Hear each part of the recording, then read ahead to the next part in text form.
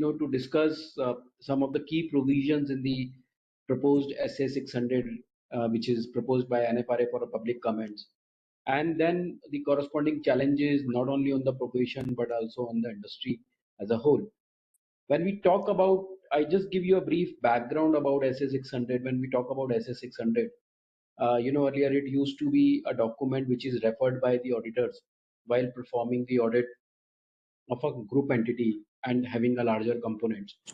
But now we are reading it quite often in the newspapers. So, guys, it is important to understand what is SA 600 first. SA 600, as it talks about using the work of another auditor. And what that another auditor can be the member of the Institute of Chartered Accountants, can be the other auditor of the other profession, and why this SA 600 is being used and in what context it is being used.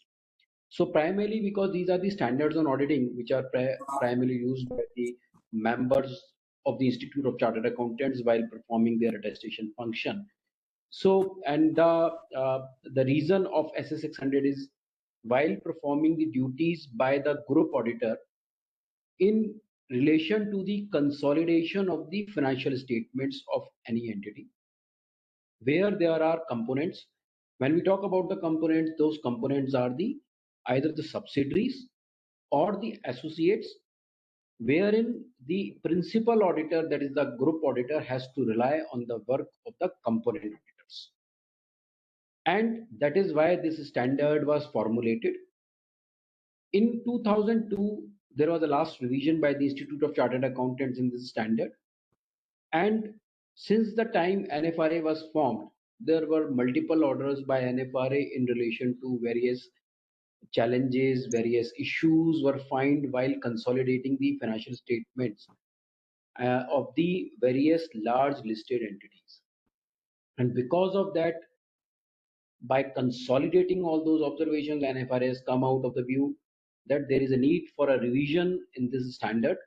And because there is a need for a revision in the standards, they have gone back to the international literatures which are available, and basis the international standard on auditing 600, ISA 600, NFRA has proposed there is a change in SA 600, and this proposal is open for public comments till 30th of October 2024.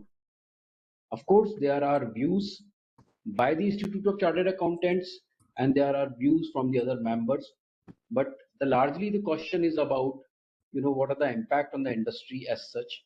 And when we talk about the impact on the industry as such, there are a couple of provisions which only for the purpose of sake of our discussion, where our eminent speakers are going to touch upon on those subjects in detail.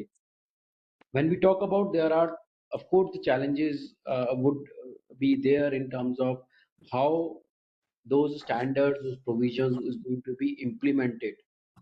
Besides the deliberations which are there between the Institute of Chartered Accountants and the NFRA, industry as a large, there are a couple of challenges where there could be some restrictions in getting the data from the component, maybe because of some limitations, because could be overseas components, there could be domestic components, and there are certain restrictions in the flow of the data from the overseas components to the domestic to the domestic group.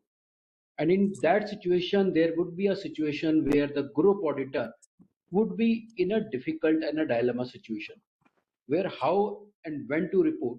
So if we talk about, there are certain paras in the standard which talks about the restrictions of the information and the corresponding modification of the report by the group auditor.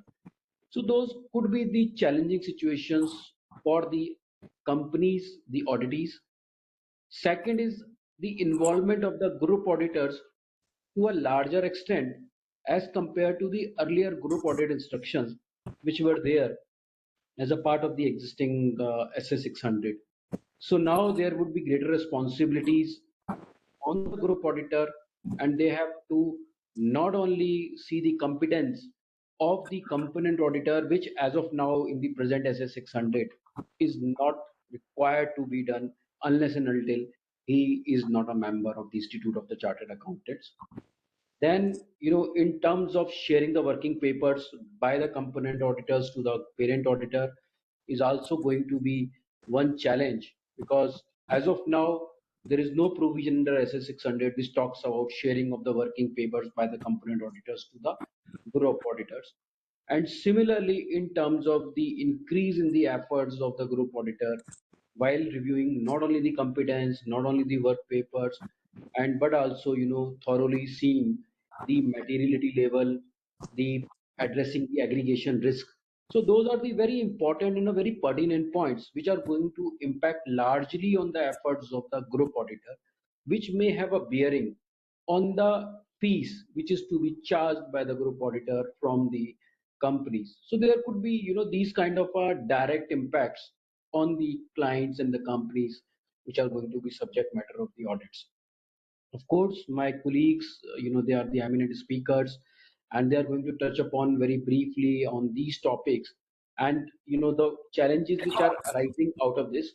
Although the revision in SS 600, which is proposed by the NFRA, is not new internationally or globally. This is almost the same which is there as part of the ISA 600. But Indian scenario is slightly different, and since because as the auditors are used to for the earlier SA 600, so there are the challenges which are coming out of it. So why for discussing these things, uh, our dear friend CA Dr. Ashok Haldia is going to give a opening address, and his wisdom, his knowledge is always is leading us to a very knowledgeable decision making process, and supported with my eminent speakers, my fellow colleagues from the profession, CA Harinderjit Singh ji, who is also a former chairman of AASB of ISAI, Mr. Lalit Kumar, chartered accountant, a very dear friend of mine, Mr. Ghanshyam Ji Singla, Group Head of Internal Audit Risk and Forensic Witness. So these are some of the eminent speakers who are going to share their thoughts about the key challenges and the relevant aspects in relation to this standard. And then we are going to have our guest of honor, Shri Ram Mohan Johari Saab, who is a member Central Administrative Tribunal and former Deputy Comptroller General Government of India. And this session is going to be concluded by Mr. Vasudev Mukherjee, who is Assistant Secretary General ASSOCHAM. So with these remarks, I hand over the mic to Mr. Santosh Kasha to take the proceeding on. I welcome you once again all for this and look forward and the different thoughts from my colleagues, and I'm sure it is going to be a experiencing session for all the members who are listening to this conversation. Thanks a lot, Santoshji, and thanks a lot. Thank you, Naveen Agarwal sir, for your welcome address. Now, let me request and invite CA Dr. Ashok Haldia, Chairman, ASSOCHAM Task Force for Accounting Standards, Sustainability Accounting, and Integrated Financial Reporting Standards for your opening remarks, sir. So over to you, Dr. Ashok Haldia, sir. Thank you, Santoshji. Naveenji, thank you very much for your opening remarks and the issues that you have highlighted for the profession and for the industry, and also the challenges that the regulator face while introducing an auditing standard, and also the esteemed panel members, Harinderjit Singh ji, Lalit ji, and also Mr. Singla. They need no introduction. They are well known to the professions. In fact, Harinderjit Singh ji and have remained the chairman of Auditing and Assurance Standard Board, and also has been a practitioner in the accounting firm. And so the Lalit has been associated in the auditing standards formulation process for the years, and I would believe now for the decades. Continues to be, to my knowledge, it continues to be associated with the Auditing and Assurance Standard Board.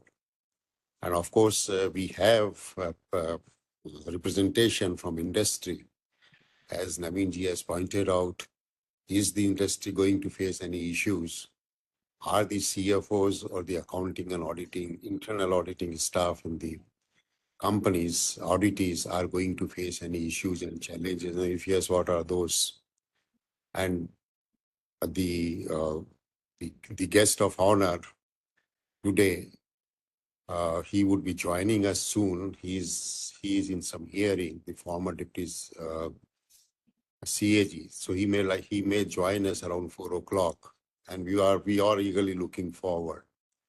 I had occasion to look into the standard of the SA 600 and the ISS 600. One, I had a look at, not that I had not earlier had a look at those, but when I had a recent look in the wake of the contentious debate going on, and when I had a look at both of them, I was finding it difficult to make a difference in substance between SS 600 and the ISS 600. What is that difference that makes out something which the SS 600 doesn't explicitly states while it implies, and that is, sorry, there is a message from Deputy CAG that he would join us by 4:30, so we will wait till then. So the first is which the essay doesn't explicitly states is whether the group auditor, what we call it as CF, the auditor of this CFS, whether he would have access to the audit papers of the component auditors. That's one thing. And second thing is, while it says that the principal auditor would be responsible for the audit of the CFS, but whether he can delegate his responsibility on the component auditor, and to put it in a different way, can he rely on the work done by the component auditor? Now, these are the two things that comes out. And I would believe SA 600, I'm sure Harinderjit Singh ji and Lalit both are there, and I'm not sure whether in one or other way they were associated with the drafting of SA 600. But to me, possibly that's an you find that these two aspects have been conspicuous by their absence in the by not having not dealt with in the SA 600. Let me come to the first aspect, the essay that is the responsibility of the principal auditor. The Section 143 of the Companies Act casts the responsibility of the audit on the auditor, and therefore he is responsible. I mean, that goes without, beyond doubt. Now, the second thing, can he rely on the work of the component auditor? The issue, let's look into a perspective of what the group is and how does a group auditor, in what manner a group auditor need to look into the accounts or the financial statements or the affairs of the components in order to able to express the opinion on the consolidated financial statements. Now, we know the groups, we know the multi-layer, the multiple group entities. How many? Never know. I mean, we have seen the cases where there were group entities numbering 395. And we at least know there are 4 generations of the, the group entities. There can be much more siblings and siblings of siblings and so on and so forth. That is the fact of the corporates. And this is also a fact that in a modern day business, the complex that the business have become, it is difficult for any corporate without being transacting with and or through the group entities. That's the business reality. We also know, and it's also a reality, that the cases of whatever we see, the frauds that have taken place through the transactions with the related parties and through the transactions with the group entities. Now, when the transactions that have taken place with the group entities that are prone to the frauds, then possibly one need to look into as to in what manner the auditing can help in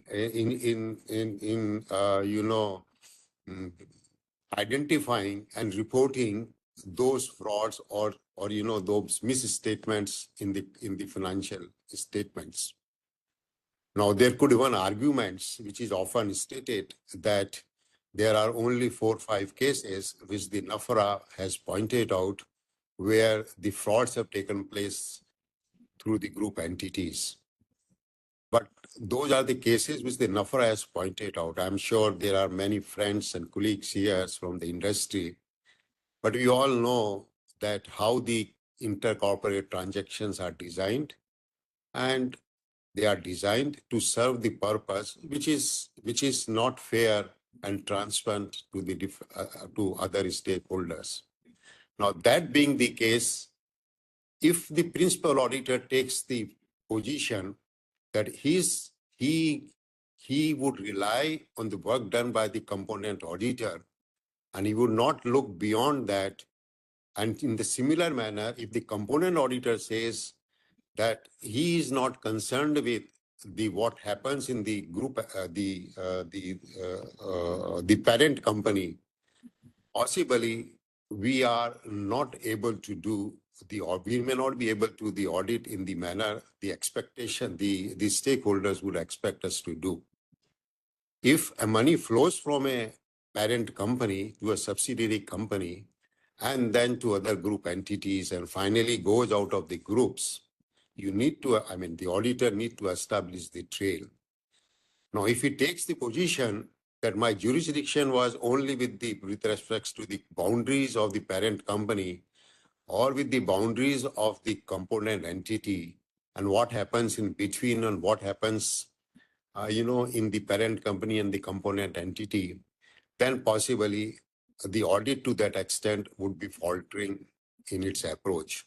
And that's precisely the essay, the ISA 600 try to address. And I'm sure with my reading of the SA 600, the SA 600 also try to address. It says that the principal auditor would be responsible.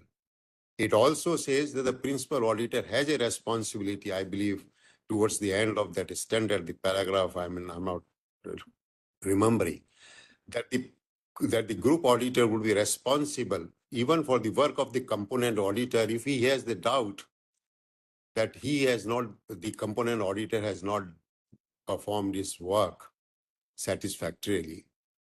Now, how does the parent auditor ensure that whether or not the component auditor has performed his work satisfactorily or not? Obviously, he needs to look into the component entity, the transaction of the component entity, which have an overwhelming influence on the consolidated financial statements. So to me, the SA 600 clear says that the principal auditor has the ultimate responsibility for the quality of the audit. And for that matter, he has to interface and interact with the component auditor. Now, if you look at the SA 600 and ISA 600, both are designed to facilitate the cooperation, the coordination, and the cohesiveness within the functioning of the component auditor and the principal auditor. In the planning stage, in the planning stage, in the designing stage, in the audit stage, and also in the reporting stage. The only difference is that in the reporting, while the SA 600, you need to tell that you have relied on the work of the component auditor. The ISA 600 doesn't allow you to do so. You have to assume that responsibility. Now, and remember, the group audit is not a component audit. The group audit is not consolidation of the audit reports of the component and the parent company. It is the audit of a group as a whole. I'm not talking into the auditing, technology, just to, in order to make the things more, in order to narrate the things with more emphasis. So I'm not using the word like misstatements, etc., etc. The transactions which would have an overwhelming influence on the quality of the group financial statements, those are to be looked into while doing the audit of the parent company. Now you need to do the risk assessment. You need to accordingly plan and design your audit. And then you also need to review during the audit process as to whether the adequate due diligence with reference to those transactions have been carried out or not. And if you are not satisfied, then how that should be reported. Now that is how the group audit is expected to be performed under ISA 600, and to me, implicitly under SA 600 as well. Now, the second question is whether the access to the working papers. Now, to me, the section 143 has the responsibility. It allows the access. And then second, access of the principal auditor to the accounts of the subsidiaries and the other group entities. Now, the issue of access to the audit papers, the group audit, the consolidated financial audit of CFS is required to be done under section 143. That is the requirement of the law. Once that is the requirement of the law, and for fulfilling that requirement of the law, if the component auditor is providing the information to the principal auditor, I think to me that would be consistent with the law. And even if assuming that doesn't take place, assuming that, I mean, that is not the proper understanding of the law. Now, the consolidated financial statements are for the group, which includes the component. Now, can we visualize a situation where a component auditor would ask the component management that I need to share my audit papers with the principal auditor for consolidation, audit of the consolidated financial statement? Now that management of the component, who is the part of the group, would deny that permission to share those working papers. To me, possibly that situation would be non-existent. So under the law, if the auditor shares the working papers, to me that is permissible. Even otherwise, if the component auditor asks for the consent of the component management, I would believe that permission would not be denied. I can appreciate two things. One is that if you are a principal auditor, you must be sure, and you are assuming the ultimate responsibility, you must be sure of the competence and the capability of the component auditor. Now, you do not have authority to appoint a component auditor, and you cannot have the authority to appoint the component auditor. To me, what the ISS should do, or what the SA 600 should do, it should enable the principal auditor to share what are, according to him, should be the competency requirements for the component auditor, depending upon the risk with reference to the group that the component would have. And that requirements should be communicated to the audit committee of that component, and the audit committee of the component should take that into account.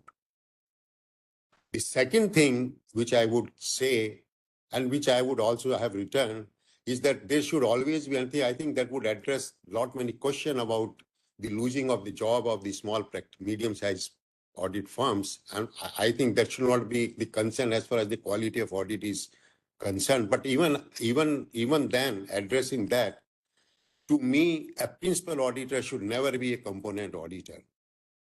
Going back to my earlier analogy, that the group transactions are the primary reasons, or not the primary reasons, but the frauds often take place through the group transactions. transaction through the group entities. Now, that being the case, if you have the same auditor at the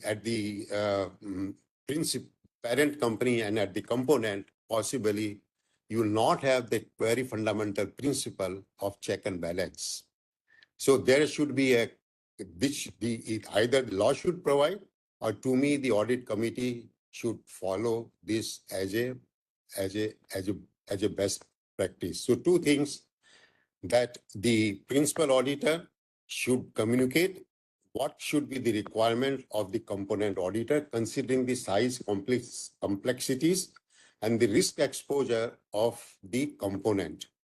And the second thing is, the principal auditor should never be the component auditor. Both should be different. So I will not add much to that, to things, and we have a very distinguished panelist. So to me, we need to look at from this perspective, to align ourselves with the underlying spirit of the group audits and possibly take a position as to what should be done and what should not be done. Thank you very much. Thank you very much, Dr. Ashok Haldia, sir. Now, let me take the opportunity of inviting CA Harjinderjeet Singh, sir, is a former chairman of Triple AA of SBICI. I invite you, sir, Harjinderjeet Singh, sir. Thank you. Thank you. Good afternoon, everybody. I think between Mr. Naveen Agarwal and Dr. Haldia, we have finished the topic. And let me see if I can add any value to it. But since I have a prepared note, I will quickly go through it. And then afterwards, as the questions come, we will answer that question. Inderjeet Singh ji, then in that case, you will not be doing with justice with the word audit, because audit can always find out holes and should always find out holes. Dr. Haldia, you participated in all the discussions when I was the chairman of AASB. It's very nostalgic that when I was the chairman of AASB between 2008 and 2010, we brought in a major revision in standards of auditing. We were trying to converge with the ISAs, except for one standard, and that is SA 600. Now, SA 600 has been there for more than 2 decades. And the discussion there 15 years back or 20 years back on not to converge with ISA 600 remains the same today also. All the newspaper items which you are mentioning were discussed 20 years back, 15 years back. And there are 4 points which were the reasons why this standard did not get converged with ISA, while the others, as part of the project, all the standards were merged with ISAs. So what are the 4 reasons why it did not happen? The first reason given for those people who wanted to maintain status quo, and even today want status quo after 20 years of the standard, is that both the auditors are CAs, and therefore principal auditor cannot judge the competency of component auditor irrespective of the size, quality, experience, etc. of component auditor.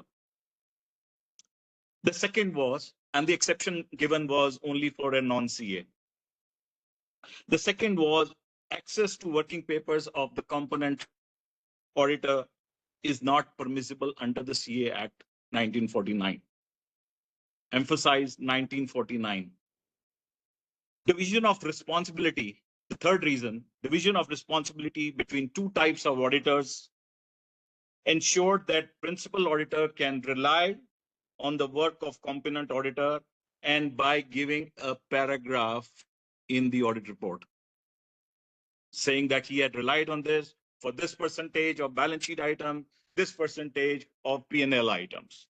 And the fourth reason was the perception of concentration risk among the audit firms, which means few large firms, this is the perception, few large firms will get all the related works relating relating to consolidation and will drive out the SMPs out of business. This was never proved by way of data.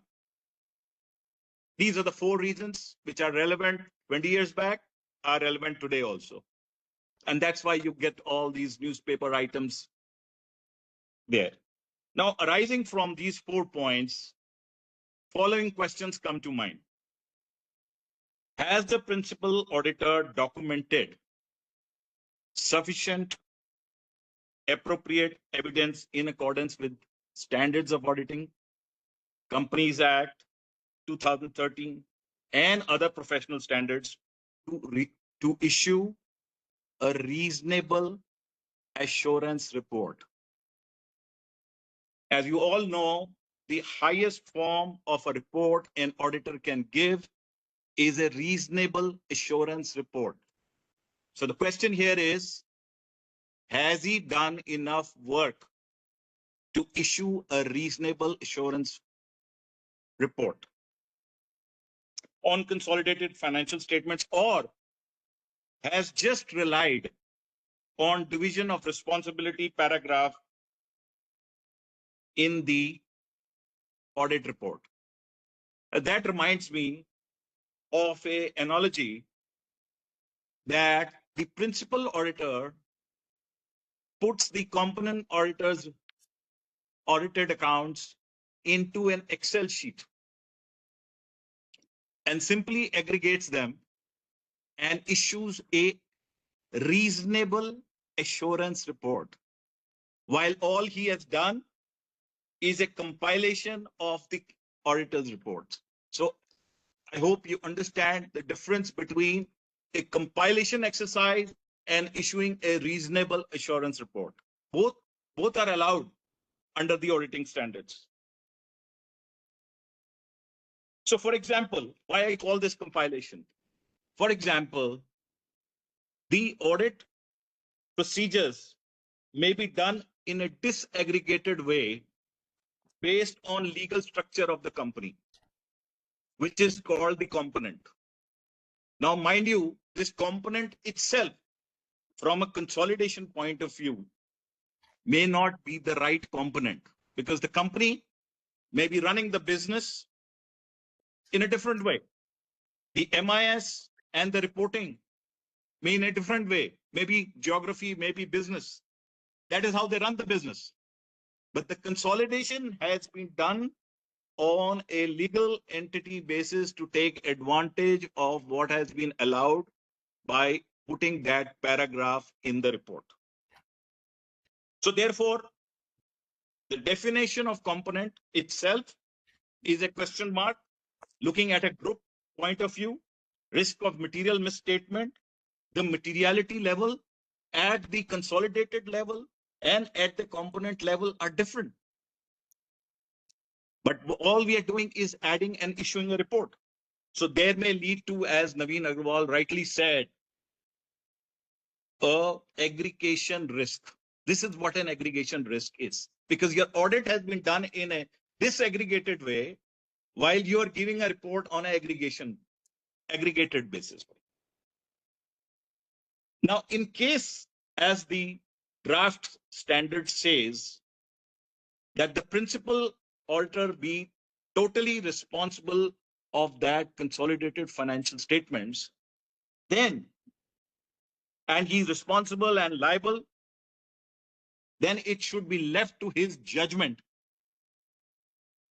to review the competency of the component auditor, assess the working papers, and decide on any additional work which needs to be done so that he can issue a reasonable assurance report at the end of the whole exercise. Of course, laws and regulations have to be amended. But here is a question. If there is a universally accepted best practices, that too in case of an audit which the entire capital market trusts on, the audit committee trusts on, the stakeholders trust on, should there be such a report where nobody is taking full responsibility. And this, mind you, point has to be tested in the court of law. We don't know how the courts are going to decide on this division of responsibility. The last point I would make is when you are talking about amending the laws and regulations, we should also look beyond consolidated statements just for accounting standards and disclosures. So the point which I'm making is today also the dividend is paid on standalone accounts. Taxation is also done on a standalone accounts. So the importance of the consolidation needs to increase. And then we will have all the eyeballs of the audit committee and the corporate governance on that. And therefore, when audit committee is choosing, or the stakeholders or the shareholders are choosing an auditor, they have to assess whether the auditor can fulfill the requirement of the revised SA 600. These are my initial comments. I'll later on join for any other discussion. Thank you very much.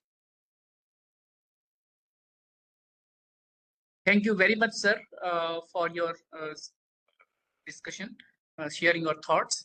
May I now request Mr. Lalit Kumar, sir, to please share your perspective, your thoughts on the subject.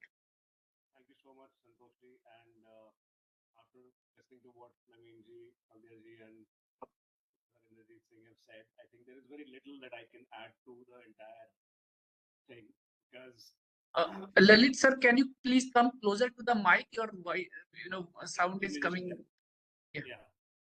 Let me just see with what audio.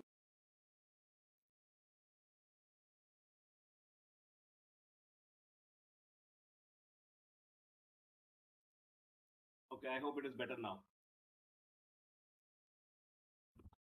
Not really. Your expression tells me. Okay, is it?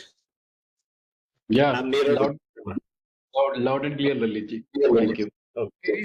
Please, okay. All right. So I think let's look at the historical perspective. The current standard was issued in 2002, and as Harinderji mentioned, it was based on few fundamental principles. Those principles remain the same, which essentially meant that you are not going to evaluate the competence of a fellow chartered accountant. You are going to rely on the work done by the chartered accountant, and you are entitled to mention that reliance placed. These are the three pillars that were there in that, or are there still there in the S600. This was based on the fact that in India, we've always had, as Harinderji just mentioned, the concept of standalone financial statements. SA 600 was built upon the fact that each auditor will issue an opinion on a reasonable assurance opinion on the standalone financial statements, which will contribute to the overall opinion being given on the consolidated financial statements. Now, and the fundamental principles for giving an assurance report on standalone and consolidated financial statements were the same. Hence, obviously, place reliance on a fellow chartered accountant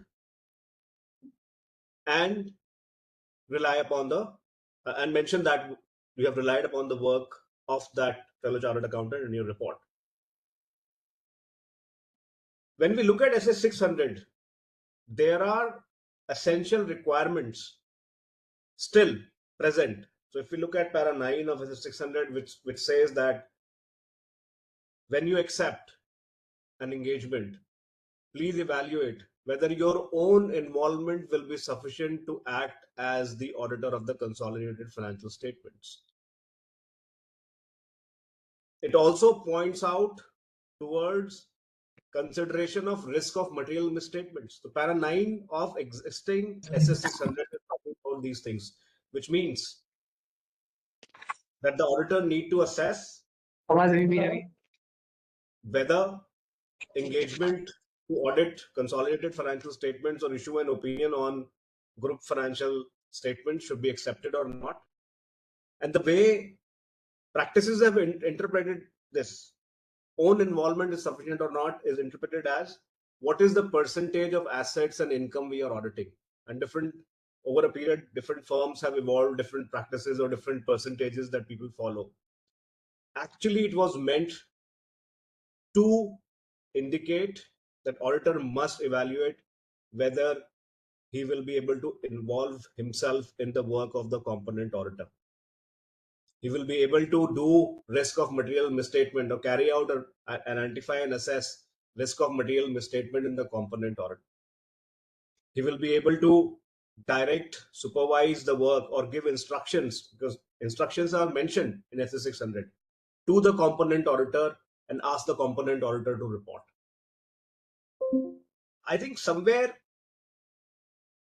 the way SS 600 has been applied in isolation without looking at the overall principles which were enshrined in in other essays and the fundamentals of auditing were overlooked. And then comes the revised standard in 2007 from IAASB. And I think, if my memory serves me right, this was a part of the Clarity project. I think at that point in time, IAASB also said, we are simply adding clarity to the existing standard on group audit. We are not introducing new requirements.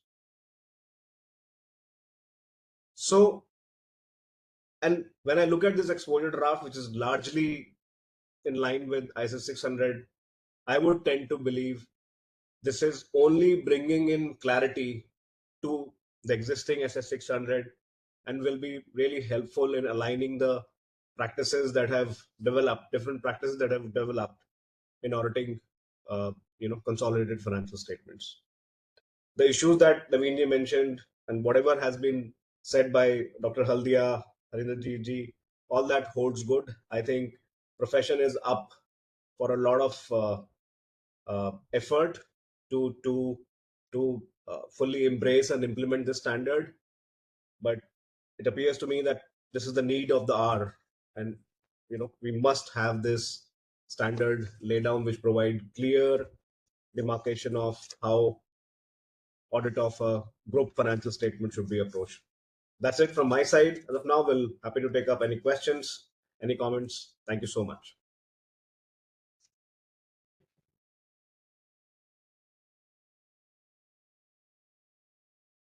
So thank you, Lalitji, for your valuable comments.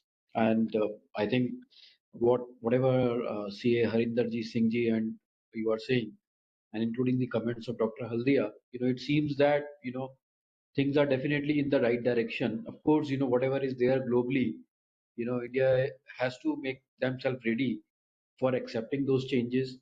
And whatever was there since 2002, the time has come because of whatever the changes and whatever the developments has happened since 2017 post NFRA. So these are in front of all of us. So I think we have to make ourselves aware of all those changes.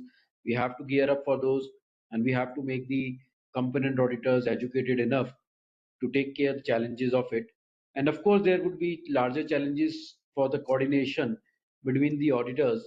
And as an auditor community, we have to understand, as professionals, we have to really support each other in order to enhance the overall quality of the audits to be executed at ground and to have an overall image improvement for all the auditors.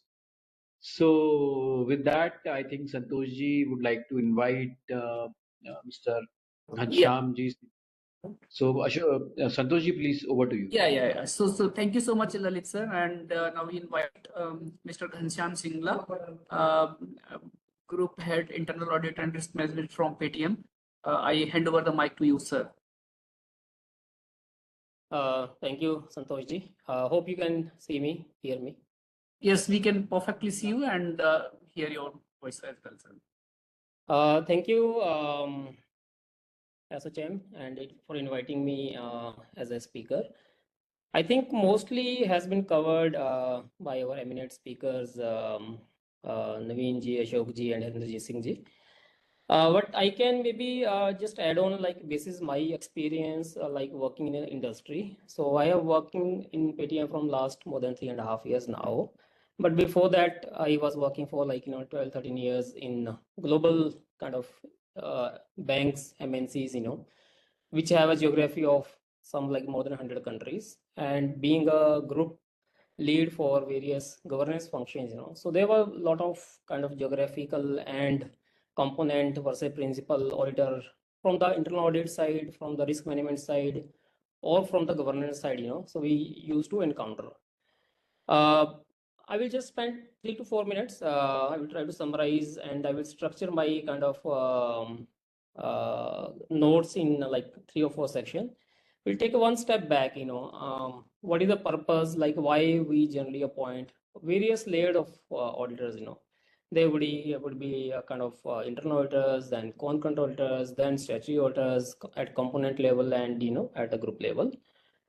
Purpose is to provide a true or fair view on the financials or as a reasonable assurance, to the management, whatever has been presented to the stakeholders. Stakeholder includes your board, your audit committees, your lenders, shareholders, creditors, business associates, and now like most importantly, the regulators.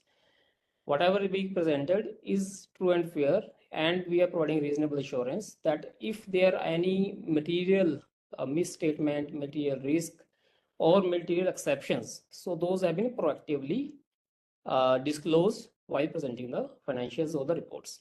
So that is the kind of purpose which generally I take as a practice, as a milestone, which we have to achieve through component and the kind of principal auditors, expectation from all these stakeholders, as per my experience, would be like no surprise culture, right? So whatever underlying exceptions, observations, issues should have been come in our reports for the representation to the management, etc. If anything is identified subsequently by a regulator or by market or some other view or by the management, we as a auditor, comes to a kind of you can say reputation risk, So why this was not covered as part of the review work which has been done by these auditors, Then it becomes very difficult to salvage the situation, although we have various standards, various kind of audit methodologies, various kind of guidelines to support the work which we have done. However, nowadays, my experience, regulators, are kind of going in very, very detailed, So samples, whatever you say, okay, as per methodology, we are taking X number of samples for various different type of control frequency. I'm just taking a grassroots level examples. But they challenge, at overall level, at group level, at component level, how you are so comfortable while giving your report to the management and to the other stakeholders that there are no material misstatements or material issues has been identified or reported. Yeah. So then it becomes very difficult to manage the situation. Although there would be audit risk. I'm not saying that 100% we can guarantee that, okay, everything will be identified and reported. If we have done a adequate work, due diligence, while kind of doing the coverage and performing the audits by the component auditor or the statutory auditors or the principal auditors, So then I think we should able to maybe as a auditor fraternity kind of convince the management or to the other stakeholders that this is done as per the laid down principles and nothing has been missed.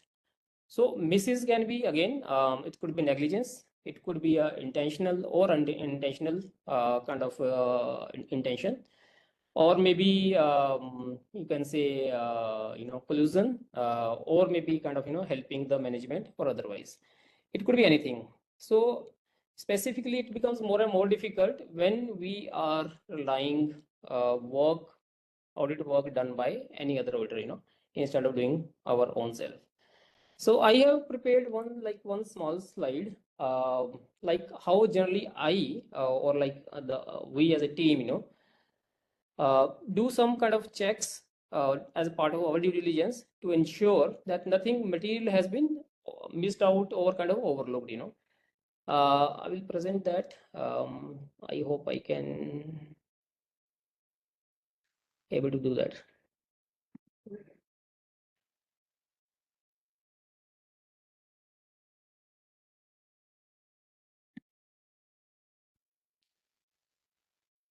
Allow me a moment.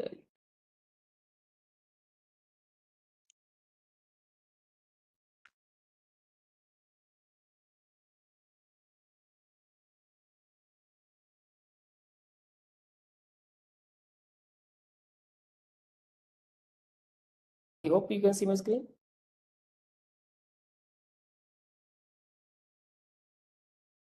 Yes, we can see, sir. Okay, thank you. So this is like one slide, generally kind of basic things which we as a kind of group auditors, place reliance on audit done by various other component auditors or subsidiary auditors, or maybe a kind of outsourced auditor kind of environment. So most of these has already been talked by Dr. Haldia and Harinderjit Singh ji. I will quickly go through this and stop me if you have any question, or we can answer that question later on. So competence and independence of auditor definitely is the paramount. If the auditing entity or the auditors, so if they have any kind of history or maybe a kind of any association with the subsidiary or the components, ideally that should be not be encouraged. And as a principal auditor or the group auditor, definitely the first point would be to ensure the competence and the independence of the auditor should be ensured. Scope of work should be clearly defined, that okay, this is much has to be covered. Then I'm quickly go through the understanding of the work done, instead of just the example which I shared, like consolidation. Instead of going just relying on the consolidation, it should be rather more like to review the work done, understand the work done, and also to ensure whether the audit evidence has been retained as per the rightful standards, it's adequate. Tomorrow something goes wrong, we should be able to protect ourselves. Quality of auditing work, and there would be some kind of difference of opinions or the findings, so that has been ideally should have been discussed on a proactive manner. If there are any differences, either those should be disclosed to the management. If they are not, kind of common concurrence. Specifically, material misstatement, that should be kind of done a deep dive, that fraud risk, material misstatement, or any related party transactions, specifically between the component or the component to component or component to group, or vice versa. So that should be kind of reviewed with the great detail. And documentation for future reference, whether we have maintained the documentation as per the auditing standards. While preparing and giving our report to the management, whether references has been made to the audit report or any qualification has been done, any reliance has been done. So that should be clearly articulated. Follow up any subsequent events or any kind of, material events post that, even after the audit report, that should be considered. So this is the few kind of best practices, I would say. These are not coming from any standard or any kind of guidance. Maybe some guidance is coming from some regulation, etc. But this is a generally kind of normal principles which I've been following. So I thought I'll quickly share this with you. Apart from that, I think most of the topic has already been covered. I will not take much time now. Hand it back to you, Santoshji, and happy to answer any question. Thank you, sir. May I now invite CA Manish C. Iyer, sir, to please share your perspectives.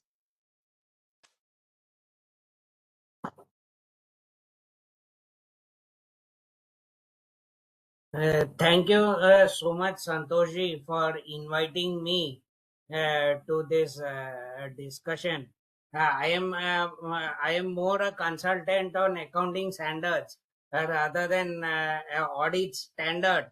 but then there's a discussion on audit standard, and this is on SA 600. So I was just reading the draft. As such, I have left reading essay quite a long ago, but I had to read because of this discussion.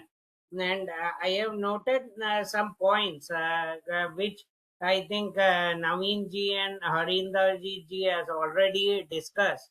One is the competence of component auditors. In fact, I see this as a blessing in disguise for SMPs, because this will help SMPs to improve their competence on index. The group auditor actually can play a leadership role and improve the competence of SMPs, such that the SMPs can also meaning it can then percolate down to the lowest level, you see. So I look at that thing as a blessing in disguise. Second, sharing of information. So sharing of information, yes, I have heard from because I am a consultant to some audit firms on accounting standards. So I have heard that the component auditor is not sharing the information, and it is not even the management is not agreeing to share the information and all that. And there is no explicit requirement in the existing SA 600. But then I would also like to draw attention to a circular issued by NFRA. NFRA has issued a circular yesterday in which it has clarified that even in existing SA 600, sharing of information is required. So basically, the circular actually, I don't know why NFRA, when there is a draft SA 600 revise, why NFRA is coming with a circular on the existing SA 600. But then the circular actually says that or covers almost all the points of SA 600 revise, which is proposed, and it says that even sharing of information is there in the existing SA itself.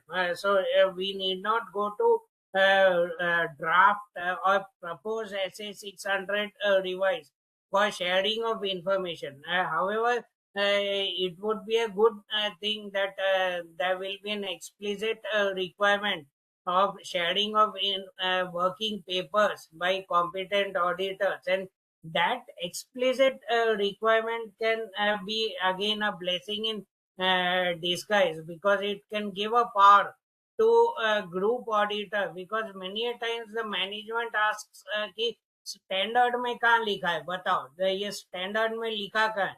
So then the group auditor can show the management that here it is written, and so you have to share those working papers with us. And my last point was that to see the SA 600, which is existing, was issued in I think 2008 or thereabout. That is what I heard. I was not aware of that. But then we need to see that the audit is of financial statements. The financial statements are prepared as per the applicable financial reporting framework. At that time, the applicable financial reporting framework was accounting standards only. And accounting standards do not focus on CFS, they focus on standalone. In accounting standards, the CFS is only line by line aggregation, that's all. Whereas under Ind AS, when we come to Ind AS, so now all listed companies are under Ind AS. So except banks and insurance, When we come to Ind AS focus on the CFS. You see, consolidated financial statements. It does not focus on a standalone financial statements. In fact, when you read Ind AS 27 on separate financial statements, there is a disclosure that if an entity has presented SFS, then it has to disclose why it has presented SFS. Meaning Ind AS looks mainly at CFS, and therefore the standard SA 600 is very important from Ind AS perspective. And under Ind AS, you see, preparation of CFS is not only line by line or simply an aggregation of the assets and liabilities of the components. Basically, it depends on, for example, in case of business combination, you see, where the company acquires control, it has to fair value those assets and liabilities. And so the component, the carrying amount of those assets and liabilities in the component may be X, whereas the carrying amount of the same component in CFS is Y. Those are different. So therefore, Ind AS, under Ind AS framework, it is very important that we have a revised SA 600 which focus on group auditor and makes group auditor responsible for the audit of the CF. Thank you. Santosh ji, our guest of honor, Ram Mohan ji, the former Deputy CAG and currently the member of Central Administrative Tribunal, has joined us. So welcome to you, sir. Yes. Yeah, now I would, we had some discussions on the new exposure draft, and I think our all distinguished panel have expressed their thoughts on the exposure draft. And with your background, not only as a chartered accountant, but also on esteemed positions that you have held, and your exposure and experience with reference to public sector undertakings.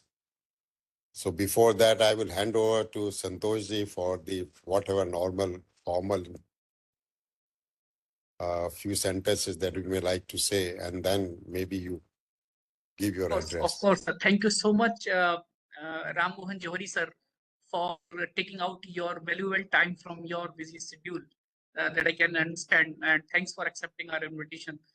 We are always blessed to have your kind words and sharing your thoughts, wisdom, and the great knowledge for the benefit of all the industry members.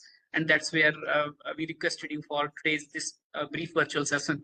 And ladies and gentlemen, we welcome our honorable guest of honor, CA Ram Mohan Johari, sir. He is the member Administrative Tribunal, Central Administrative Tribunal, and former Deputy CAG. So I hand over the mic to you, Johari sir, and please grace the occasion of share your perspective thoughts. Very thanks to you, Ashok Haldia and Santosh. My dear professional members, meaning again, it is a great privilege to talk to you. It gives me immense pleasure to share my experiences with you. And in a gathering like that, where people have been in the profession for a long period of time, have seen different events and happenings and the evolution of the Companies Act, I feel that addressing an August audience like that is definitely a privilege. I'll talk about certain things which are very basic, meaning because nowadays, as Ashok Haldia ji also pointed out, this particular thing is very much in the news, and NAFRA has pointed out certain things which they feel is the gap in the accounting standards. So let me talk about the profession first, and few concepts which we have to be very clear about. Then the process of convergence of IAS with ISA, and what is the way forward, meaning how a profession should look into future to be able to be more creditable and be in line with the international best practices which are being followed. First thing is that all of us remember that we are professionals, and a profession is slightly on a higher pedestal when compared to other employments which are there. In case of an employment, you work for self only, whereas in a profession, you work for the public at large. And that is the reason that when you become a professional, there is certain amount of rigorous training which is involved. There is a set of rules and regulations which are supposed to be followed. You are accountable to the public at large. And in fact, there is a mechanism to enforce your accountability also. So it's not only the professional body knowledge, there is an ethics committee also, which ensures that all the members of the profession work in order with what is expected of them so that the trust in the profession remains at large. So we are at a higher pedestal. So we have to pull up our socks and be up to a level in which the trust which has been imposed onto us by the public at large is redeemed. So this is something which I will talk to all professionals and say that we are at a time when the economy is growing. And in fact, as the predictions are, that when we achieve about 100 years of our independence, we should be something around $30 trillion economy. And in any economy, the finance plays a very major role.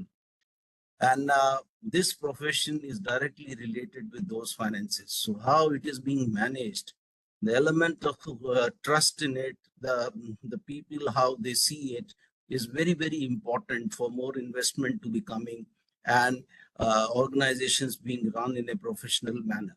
So that is the first point. I say that you are a professional and perhaps you have to be at a highest pedestal than any other employment which is there. The other thing which I would like to say is that all of us know, many professionals talked about it, the IAS provisions, which talks about being a main auditor and a subordinate auditor. And there is one concept which we must remember here, that responsibilities can be delegated, but accountability cannot be delegated. The person who delegates the responsibilities, he still remains accountable for it, because ultimately this is his prime responsibility. So seeing that basic principle, to say that if it has been done by another auditor and I do not assume any responsibility or accountability for it, may not be correct. Person who signs the overall balance sheet has the overall accountability. And in order to be accountable, he has to set the processes into place that he can sort of rely on the work done of others, still do some checking and ensure that the others have performed their work up to a particular standard, so that overall product which comes, the overall results which are come of an entity is something which the public at large can trust. So if something goes wrong, you cannot take a plea that, look, I relied on the work of the subordinate auditors or the group auditors, and I have not done any checking. You can delegate the work, you can delegate the responsibility, but the accountability remains with you. So please remember that the prime auditor would be overall responsible or if anything wrong has gone into it. So you cannot share the accountability. You can share the work, you can share the responsibility, but accountability cannot be shared. It is absolute. It remains with the prime person. Now, I would like to share my experiences with dealing with other professions also. Meaning it's not that it is only in the CA profession that we have to share work with others. Let us take an example of a doctor. See what a doctor does. When someone is not well, doctor first examines the patient, then prescribes certain course of action, certain tests are to be done, certain things have to be carried out. Then based on what the results he gets, he prescribes the treatment. And then suppose if a circumstance arises in which the patient dies, can doctor take a plea and say that these tests were not giving the right thing, or the tests were not done correctly, and so that his diagnosis was not correct and the treatment which he said was totally out of tune? A professional has to assume responsibility. And when the results of the test comes, the doctor correlates the different results and says that, well, certain things do not seem to be right. Perhaps they need to be tested again. They need to be relooked, or certain more tests have to be carried out to see that what is his perception of the situation, so that he can get the right diagnosis and then prescribe a particular course of action or a treatment which is there. If you take a similarity between the doctor as a profession and chartered accountants as a profession, then perhaps when we look at the persons who audited the subsidiary companies or the related companies, the prime auditor is within his rights to see that he has done the necessary checking, the way he has planned his exercise, the way he has carried it out, the amount of time and he has devoted on it, the number of people who have worked on it. Is this sufficient enough to do a reasonable checking to be able to express an opinion or not? Meaning just saying that he's also a professional, I am not supervising him, I am not looking at his work, he's competent enough to do that, may not be sufficient. Because ultimately when the final result comes out, that is what matters.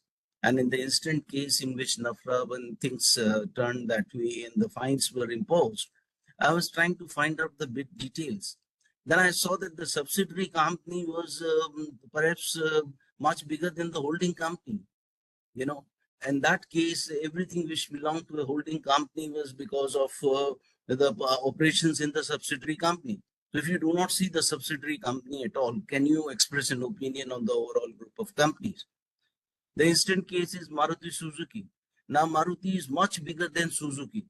And if there is a process of consolidation in Japan or something, and say Suzuki's accounts the auditors do not see anything what is happening in Maruti, can they express the right opinion or the opinion of a professional on the group accounts? So as a professional, perhaps we need to ask these questions on to us, because ultimately it's the final product which will go to the public at large. And the accountability in that respect for a person who's expressing opinion is almost absolute. When we do the comparison between, say, IAS and ISA, meaning, look, we have converged with the international standards as such. And when you converge, you are given a certain degree of flexibility, in the sense that you have not to be identical with them, in the sense that whatever requirements there are, they have to be modified to suit your particular situations. So not necessarily if ISA is saying something, the IAS is also to say the same thing. But then nothing prevents us from accepting the best practices which are world over. So perhaps we will have to chart out a course and say, in fact, when I was going through the two, I had said that convergence also will have real meaning if we have adopted the best from them and to suit our requirements. If we choose to say no to certain things, which is the need of the hour, can we say that we have converged correctly with the international best practices? And moreover, it may call into question the whole process of convergence at an international level. If these things are highlighted at an international level, maybe our reporting standards may be called to question and say that how rigorous are your reporting requirements. So this thing we have to see. And now, now India is getting integrated with the rest of the world at a much faster pace. What is happening is a lot of investment is coming into India. A lot of multinationals are coming into India. Every country has its own regulatory requirements which have to be met. And if you are receiving as a country foreign investment to the tune of say $100 billion or so, with so many multinationals coming into India, if our reporting requirements are not in tune with the international best practices, what would be the basis for that investment to come to India? So we have to think about a larger picture. We have not to think in terms of what is happening in an instant case. We have to see that if we have to continue and sustain that level over a long period of time, make India really a developed country by 2047, then what are the best practices which we have to follow? Once we think that this is what is right, then the modalities of how it has to be worked out can be framed later. But if we are in the denial mode and say that, look, this is not required, this is not suited to my set of requirements, then perhaps at times we may be called to question about the compliance to the international best practices. So this is something I thought for you. It came to my mind. I thought I must share it with you because you being professionals and being managing companies as a board member or even as an auditor, these questions would be very relevant for you, and you will perhaps take a decision which is long-term, which is sustainable, which is in the best interest of the country. Now the question arises that suppose you see that yes, there is a need for the prime auditor to assume the responsibility, overall responsibility. If that decision is taken, then how best it can be enforced, that would also have to be worked out. Because desiring is something, and coming in actual practice is the next step. So if it cannot be made operational and things cannot materialize at the ground level, then it may remain a desire only. So what you need to do? The first thing is that the first test I feel is right at the appointment stage. Whenever group auditors are appointed or separate auditors are appointed for the subsidiary companies, there has to be a manner by which you can judge the ability of that company to perform up to the standard which you are expecting. Perhaps the association has to be done in a manner, and the prime auditor should have a role in the appointment of those auditors, because ultimately they have to talk to one another, they have to share documents and information amongst themselves, and they will be ultimately jointly responsible. Whatever said and done, if someone has done some work, he should be held accountable for it in all justice of the matter as such. So perhaps there has to be a role. So whenever the appointment happens, the appointment should be for the group, and how the work would be divided, and there should be, complete agreement among them, and there should be some standard operating practices or procedures which should be put into place to say the right person as a group are appointed. Then the most important thing is that what is the method in which the sharing of working papers, information, and the interaction will informally, it is always there. But I think there is a need, it needs to be made more formal. And what type of information, at what frequency, in what format needs to be shared has to be worked out. In terms of meetings, at what interval it should be done, and the other things which should be done, because that would formalize the interaction between that. If the interaction is not formal, then perhaps if it is called to question at a later date, it would be very difficult for you to prove the type of interaction which happened. And if it comes to the fixation of responsibility at a later date, so if the division is not clear, the working is not clear, the interaction is not clear, it would be very difficult to fix up the responsibility if something has gone at a later date. So perhaps the modalities of that will have to be worked out. The other thing is that I was thinking maybe you can discuss amongst yourself and see. There is no harm, I see, that even if in the case of a consolidated balance sheet, if even the joint auditors or the auditors of the companies also sign it jointly with the prime auditor, there is no harm in it, in the sense that perhaps it will make them more accountable and responsible, in the sense in the audit, and it can be mentioned right in the principal auditor's report that this is the whole group, these are the companies, these are the different auditors, this is the work was shared by them, and this is the extent of checking done, and that is how we have arrived at the opinion, and then they can sign it jointly and assume the responsibility. Because it is very important that the faith and credibility of the system is uppermost in our mind. No one should be able to say at any stage that perhaps you have not followed the best practices which are being followed world over. And the final output which comes, that should be very credible, and that should pass all tests of regulations which are there in the country and should itself be a model for the other countries to follow. So I thought these were thoughts which came to my mind when I was reading all these newspaper reports. Although the article with Mr. Ashok Haldia, it was very comprehensive, it touched on many things, but I thought these were the interventions which are required at this point of time, because we need to ensure that our profession runs in the best possible professional lines, meets all the standards world over, and people can, any product which comes out, we all who are associated with it can be proud of that. That's all I have to say. Thank you.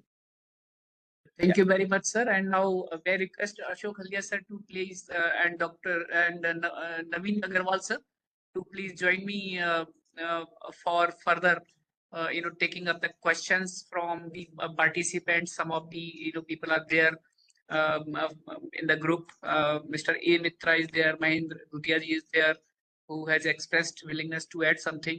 So I hand over to Dr. Ashok Haldia sir. I hand over the mic, sir. No, at the outset, I must thank Mr. Ram Mohan for his address, which has the imprints of not only of a chartered accountant, but also of Deputy CAG commercial, having interfaced with the public sector undertakings. This phrase, which is very important, is that you can share your responsibility, but you can't share your accountability. That being the case, how do you streamline or establish a balance between responsibility and accountability?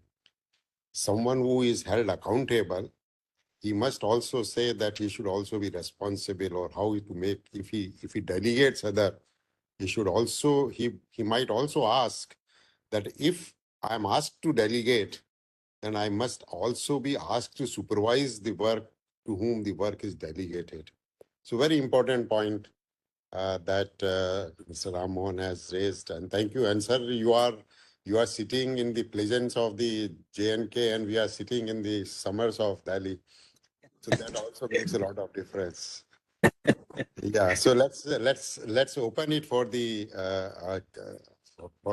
further interactions. And of course, we have our panel, Harinderjit ji and the Lalit, and also Manish, and Naveen ji in any case, to respond to the questions. Thank you. Yeah, so before we move on to the question and answer session, would really like to thank Mr. Ram Mohan Johri Saab for your key address on the issues. And these are very important, really important subject from the perspective of the image of the profession. When we are having the international presence and we are auditing large companies which has global presence and many subsidiaries in India, multiple MNCs. So I think these are all relevant questions which as a professional we should ask ourselves, that are we doing the things in the right direction?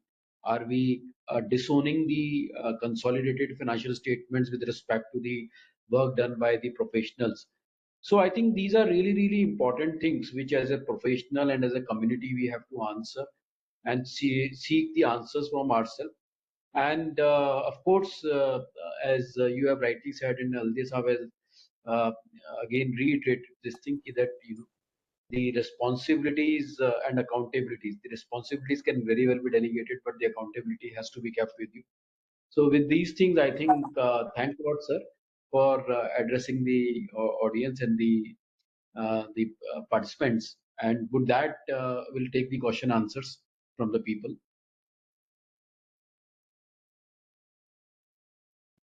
So maybe have anyone to add on or share your perspectives, as I could see in the emails from Mr. A. Mitra, from Mr. Mahendra Dutiaji, and C. Anna Gupta, the Kaushik Patel ji. Hi, good afternoon. Am I? Yes, you are audible, sir.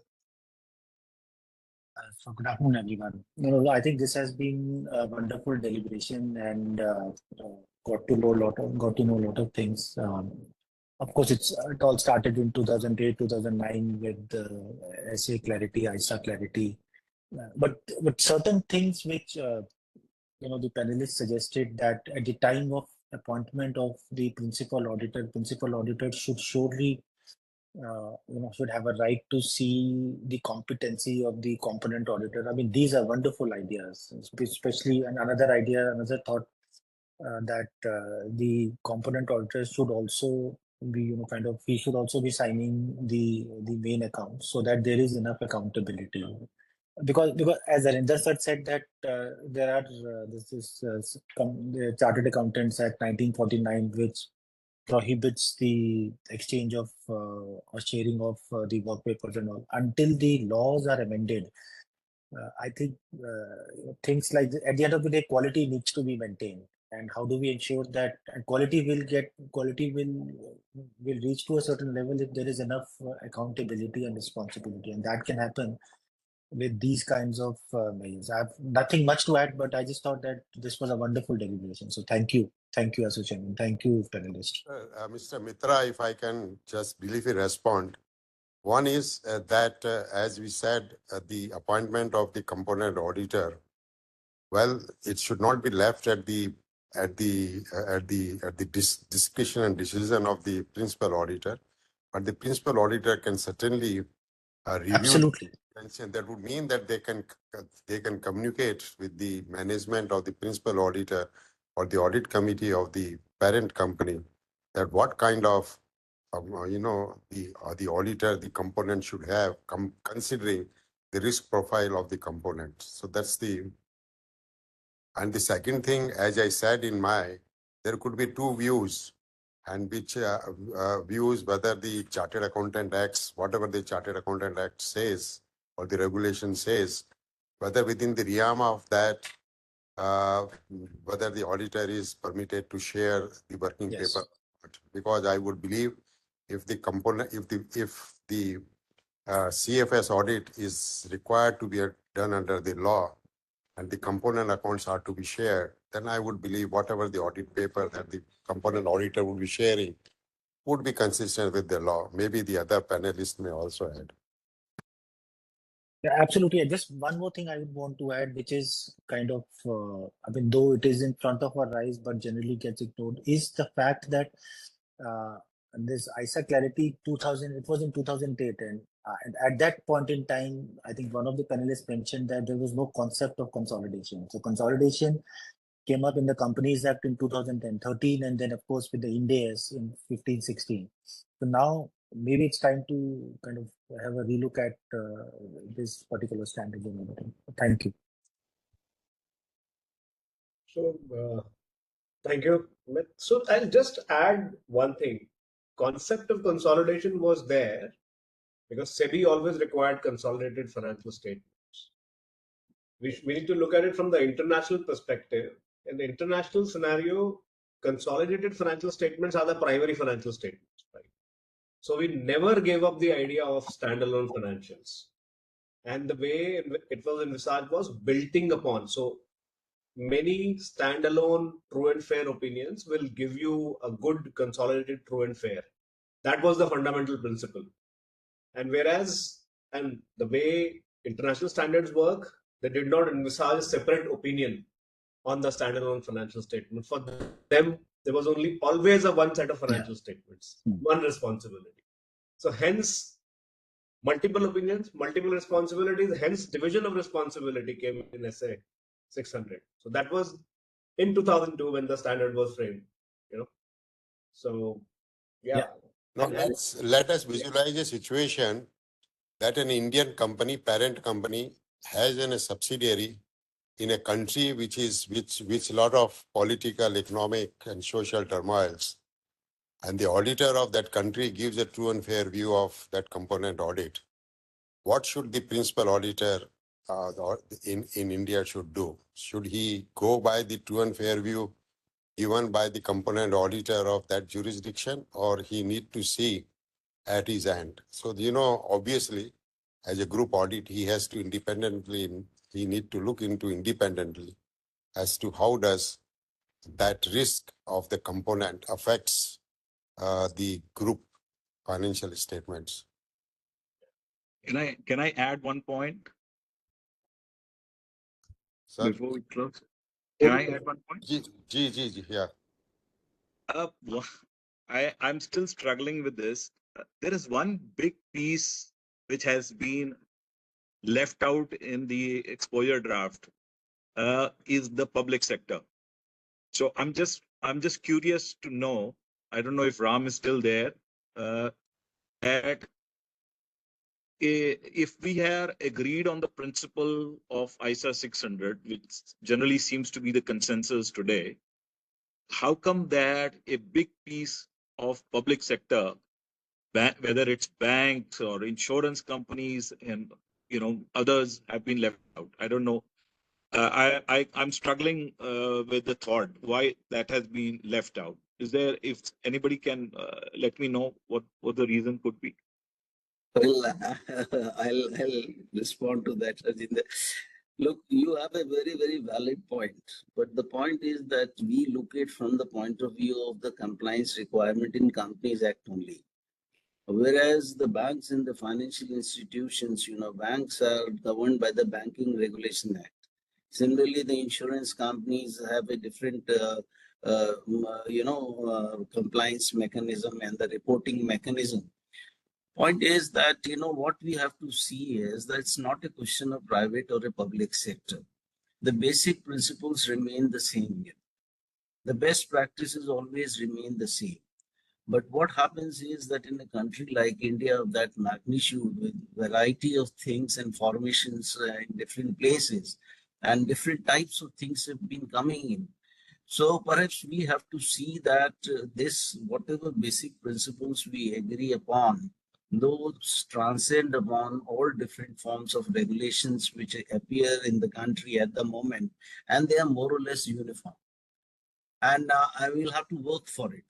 In fact, if you really ask me, the public sector and a regulatory environment is part of in the private sector, because of the parliamentary committees, because of the other things, certain things which do not apparently become a part, those are those questions are asked and answered. So perhaps we have to work on it. You are absolutely right in case of banks, and especially the consolidation which has happened, in which some of the bad banks merged with the good banks at the moment, who had different accounting systems, practices, principles, and standards to be followed. To what extent the merger and consolidation presents the right picture is anybody's challenge, any professional for that matter. But the point is that first let us agree on the basic principles and try to align with the best practices which are there world over, and then outline what are the areas in which specific action is required. If the legislation has to be changed, we have to work on it.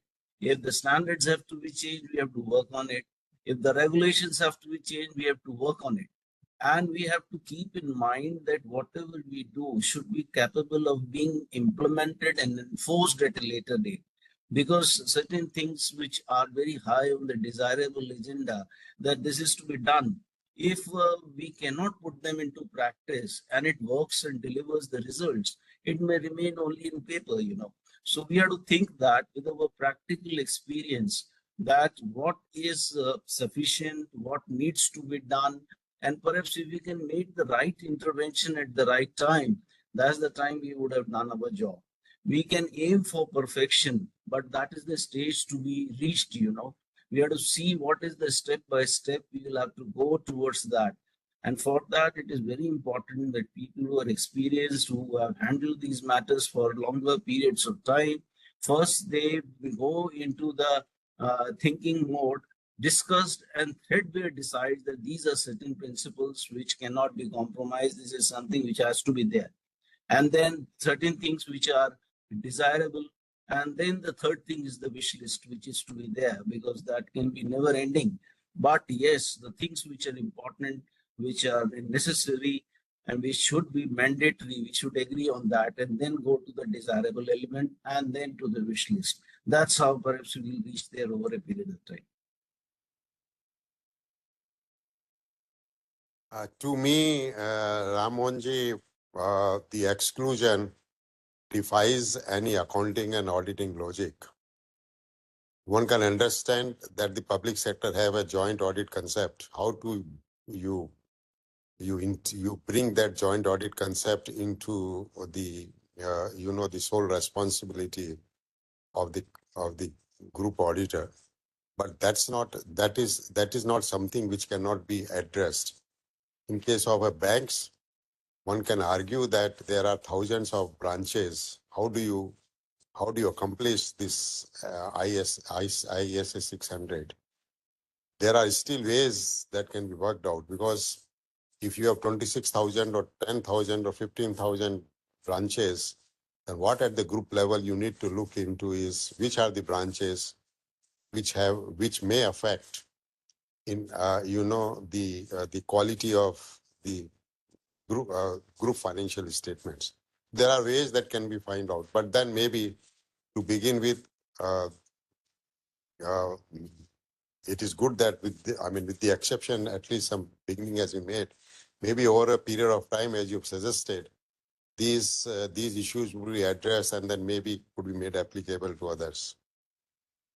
No, in fact, I was thinking we had discussed about it because we were in touch with many countries who have taken certain steps in this direction. It's like this, that nowadays, I'll just give you a very wild idea. Just discuss amongst yourselves and see what best can be done. Look, accounting, if you see, is basically 3 stages. The first stage is the capturing of information, the other is the summarizing, and then the part comes to the part of the reporting. So, bit of capture, if you see the initial document which is there is a voucher. So if you see voucher, there are about, say, 30 fields in it. So if you can capture the voucher correctly, then the whole process of summarization until financial statements can be an automatic process. In fact, we had tried it for some state governments and other things, and you can make balance sheets on a daily basis, So those things are there. So we have to be very, very as magnitude where the operations are very high, and meaning the volume is increasing in geometric progression, and at the same time we see that the IT is coming in a very big way, and we have to leverage that to be able to serve our ends. Meaning, I was imagining that why banks are more successful despite of millions of being transactions. If you would have noticed, the nature of transactions is limited, but within those nature, the volume of transactions is very high. And that is the reason the bankings were the first person to be computerized, And moreover, the way banks are organized, half of the work is done by the customer himself, They have only a process of validation and taking it into their accounts. And that's how the whole thing works. So perhaps we have to think innovatively that in an environment, what would work in a very, very reliable manner and which would be easy to implement and which will deliver the desired results. So we'll have to think about it, and we have to brain. Maybe one solution fits all in a country like that. It never happens, In fact, GST is a miracle, meaning if I see the way it was implemented in every state in the union. But, it's very difficult to conceive a system like that where one size fits all. And there are still many things which have to be done. So perhaps we'll have to think each category, each sector, and then see, because, even in banks and you would have seen in insurance companies, certain disclosures or information which is required in the financial statement is not required in the case of companies. That is their functional requirement. They have to see capital adequacy ratio. They have to see whether their plans are fully funded or not. There are different things. So it all depends, because reporting itself is a requirement that what information the decision makers need to be able to manage it better, to be able to regulate it. So that is there. So that's how it is. So to ask me a specific question, then perhaps I'll have some thought that how to go about handling it. Sir, one more question. In fact, as a curiosity, we were just talking about, as Lalitji was saying, so that internationally, when we talk about, there is a principle of the consolidated financial statements, and these are the prime financial statements. Whereas, in our country, we start from standalone financial statements. Of course, under Ind AS, we are, getting more prominence of the consolidated financial statements. But in India, as of now, when we talk about the income tax laws, when we talk about the other related laws, we talk about only standalone financial statements. And probably that is why some sort of a perception is there that the standalone financial statements are the primary financial statements, and the consolidated financial statements are more compiled financial statements. So when we talk about, and if we see the way the SA 600 presently being enforced, actually it is a origination of that only, that it's a compiled financial statements rather than a consolidated financial statement. So maybe, it's an interesting thought where we can talk about, in the financial circles, that why not going forward the consolidated financial statement should be the basis even for the other enactments like income tax, the GST laws, to have the more prominence. That will give more, I think, more confidence to the investors, also, more visibilities on this, and also giving a lot of responsibilities on the principal and the, auditors. So Now, could be I think very you have important. hit a very, very valid point. In fact, everything is based on the way it has originated. In our country, the subsidiary companies or the group companies were very small compared to the parent company. You take any example, the parent company was the big brother, and the others were very small. So when the concept of consolidation came, meaning their contribution to the overall financial statements would have been minuscule. But now the things are changing. Meaning things are changing very fast. The subsidiary companies themselves are growing very big. And in fact, the big companies also, due to the complex laws and all, to take benefit of taxation and all those things, they prefer to have a group companies. And meaning if you don't see the full group, perhaps you don't understand what is happening, because the type of transactions which happen between them, inter se, if they are not properly done, you can easily manage showing something very well and the other not showing very well. So but in outside countries outside, they always thought big and long term. So their companies in a form that sort of rule the whole world and then go accordingly. So they thought on those lines, and perhaps their whole accounting and reporting requirements were made accordingly. So we have to be, you have to be sort of perhaps trying to understand why certain things develop in a particular manner. So, but we are in a situation and we are looking ahead in which will be more aligned with the rest of the world. So perhaps we have to run faster and see what best we can do at the moment. Absolutely true, sir. Absolutely true. Yeah.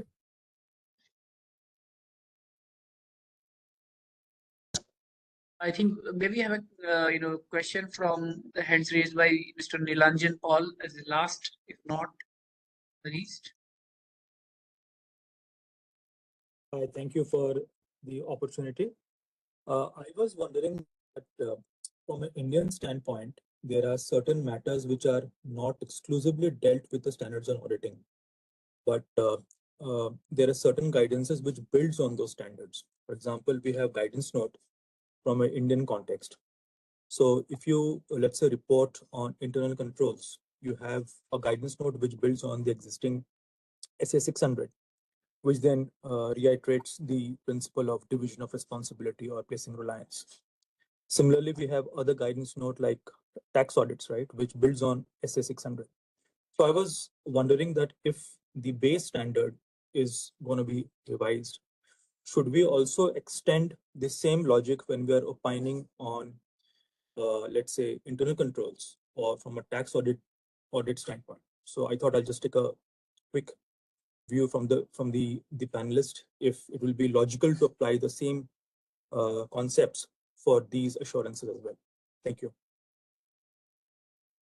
Why not?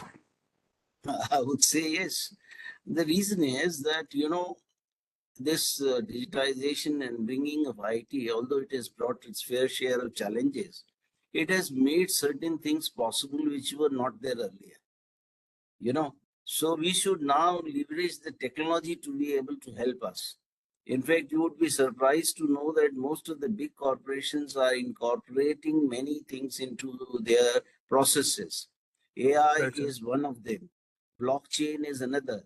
They are doing things in a manner in which it will become almost foolproof, and you would be in a position to predict rather than record something which has happened as a post event. Your analysis would be so good that your indicators will show you what are the areas in which action has to be taken. And accounts compilation will becoming more of an automatic process rather than we taking 6 months to produce an account for the year, Meaning now the concept is that earlier we used to have meaning things after the event come in. Now in IT environment, it is the preventive things which are the most important. The other things, meaning the 90% of the controls are at the preventive stage, and then the detective, and then the corrective ones. So everything will move and no one will be given a chance to sort of bypass something or do something which is not allowed. Now, you would have yourself noticed, meaning many applications or purchases online or filling some forms you would have seen. You can't go to the next screen unless you have satisfied the first screen, and that screen has got certain mandatory fields which needs to be filled in. So perhaps we will all have to get used to a system-driven governance, So if that is the feasible proposition, I think I see no harm in doing it. The internal control should be so well defined that it will be virtually impossible for anyone to sort of bypass it and do things the way they want to do, because they'll be stopped at that stage itself. He has to go to the next stage, he'll have to do that and then go there. And the compliance will become an automatic thing. Can I add something here? Yeah. Yes. Yeah. So, Nilanjan, the way I look at your question is, Yes, sir. you will have to see from two angles. One is that are you reporting on a consolidated basis or are you reporting on a standalone basis?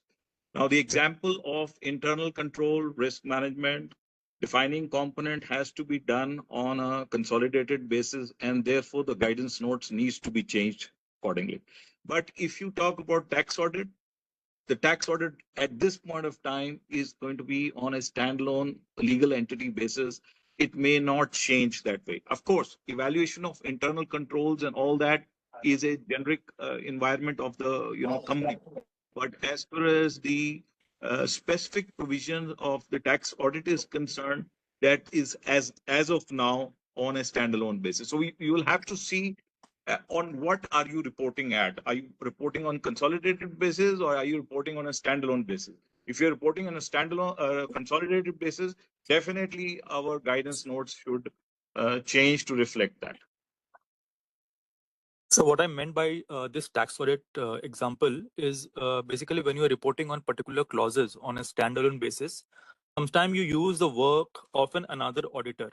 Let's say you are the other auditor has given a certificate on a particular reduction which will claim under the Income Tax Act. So even though the tax audit or the Form 3CD is prepared on a standalone basis, you tend to use the work of the other auditor. So I was trying to only understand that if the base standard is going to change, so where it will also impact a reporting which is merely on a standalone basis. So that principle has been beautifully explained by Ram. The accountability cannot be delegated. Right. Responsibility can be delegated based on the judgment of the auditor. Sure. Thank you, sir. That's the way I look at it. Thank you, sir. Mr. So, Ranjan, Yes, sir.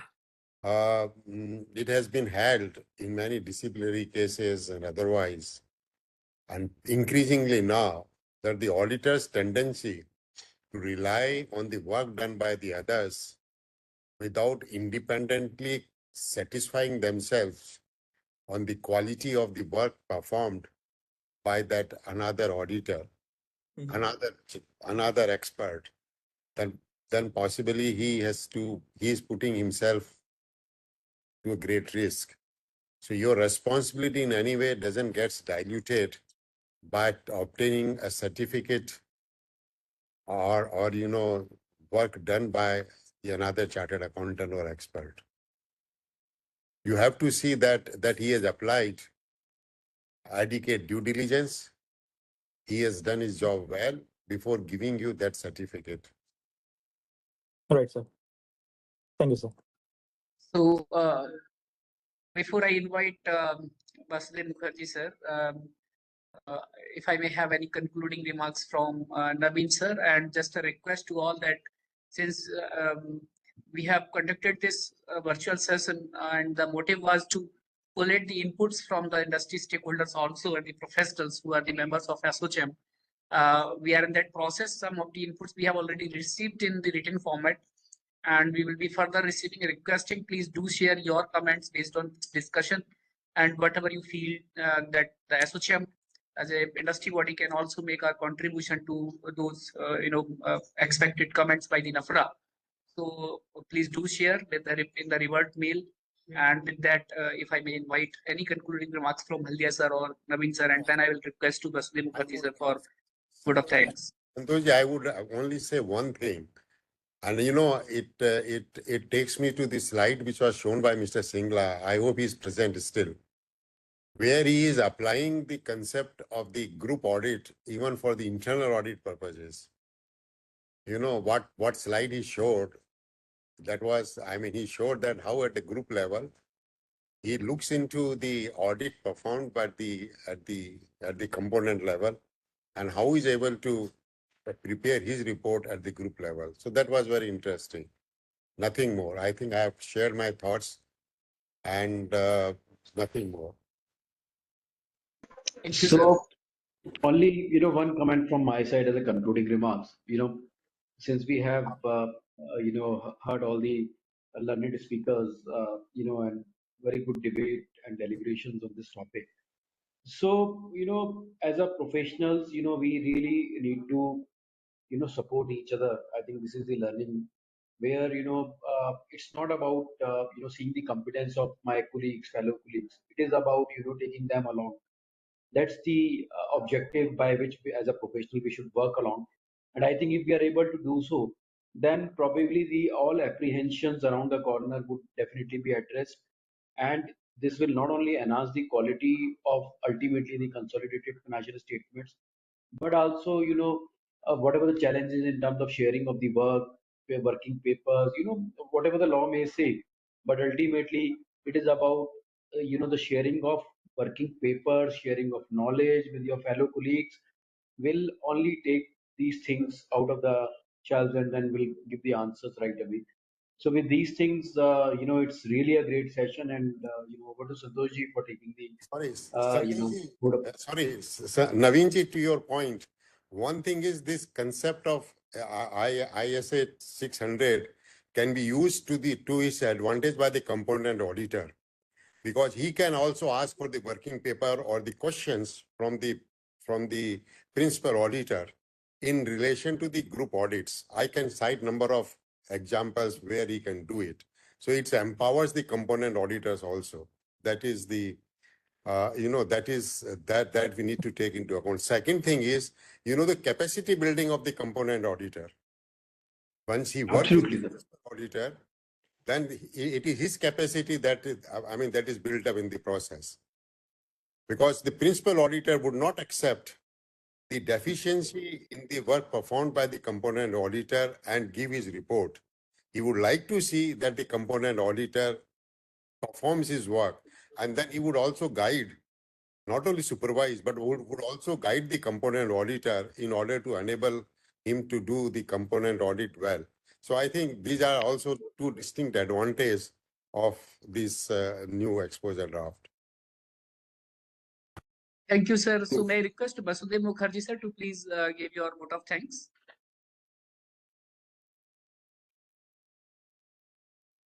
Thank you, Santosh. It's been a very thought-provoking session indeed. We've got a lot of inputs, and as Santosh mentioned, that we'd be looking for your written submission so that we can help compile and take this up further with NAFRA. as we go along. And I'd just like to take this opportunity to thank all our panelists, especially Mr. Ram Mohan Johri, member Central Administrative Tribunal, for being here with us. He's been a great supporter of ASSOCHAM, and it's been fantastic hearing your views as always. And further, I'd just like to thank all our other panelists, Mr. Naveen Agarwal, our co-chairman, Dr. Ashok Haldia, Mr. Harinderjeet Singh, Mr. Lalit Kumar, and Mr. Ghanshyam Singla for sharing their thoughts and views with us. So thank you once again, and we look forward to your written submissions. Thank you. Thank you very much. Thank you, everyone. Thanks a lot. Thank you, Naveen sir, for your guidance. Ashok Haldia. Naveenji, you are always Johri sir. Naveenji is co-chairing, so we need to work out programs together, because accounts and audit have to go together. They cannot go independently. If the Absolutely, sir. Look forward to. If the accounts are not prepared well, it is the auditor who would be hanged. I